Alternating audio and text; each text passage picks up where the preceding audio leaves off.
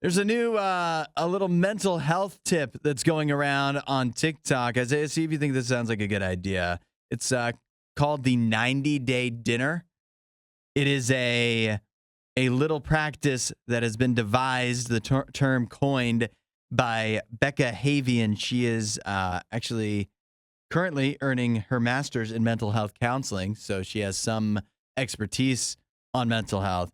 The 90-day dinner is the practice is if you're going through a difficult time, a good example would be, let's say you just went through a breakup, then you set a date about 90 days in the future that is, and you organize this with your friends and or family, and you're like, this is a day we're getting together for a dinner. We can go out or we can get, whatever. 90 days from now, we're doing a dinner. And then that 90 days from then, so when you have the dinner, it gives you time to reflect and look back and be like, oh, look, things are different now than they were 90 days ago when I was so upset about whatever the thing was that I was going through. You think it makes a lot of sense? So you're thinking you go through a traumatic experience, you need to schedule a dinner for 90 days in the future to see how everything changes. Yes. Interesting concept. You'd be really hungry by then. Yeah, that's true. I like the idea because it gives you, she doesn't mention this at all, but this is something that we are big supporters of here on the Riot, big proponents of, and that is having something to look forward to.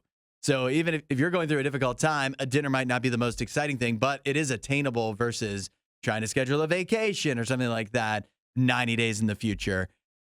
You schedule a dinner that you can be excited about for 90 days in the future, and then you can just count down the days. It gives you at least something to look forward to.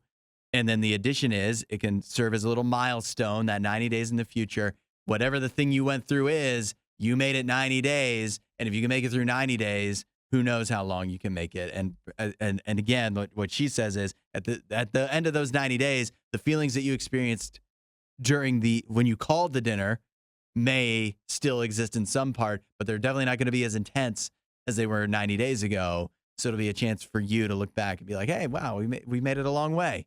It wasn't that bad, actually, when you look back at it. Yeah, I don't think it's a bad idea. I never am going to be against scheduling dinners out in the future for a good reflection period. Yeah. So I'm for that. And you might be wondering why 90 days.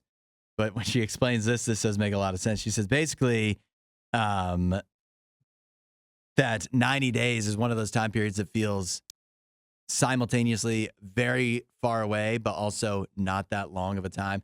Like when you get to the 90-day dinner, you're going to be like, wow, I can't believe it's been a whole 90 days because it's going to feel like such a short time since you called the dinner. But when you're calling it 90 days, feels like, 3 months from now is what, June? It's June 14th. Yeah, right in the smack dab in the middle of the summertime. That feels so far away right now.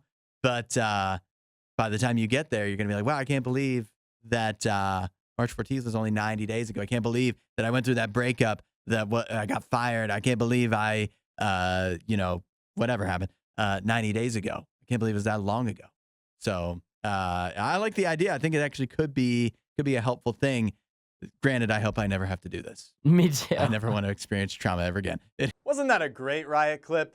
While you're here, you should watch more of our videos and subscribe so you don't miss what we do next.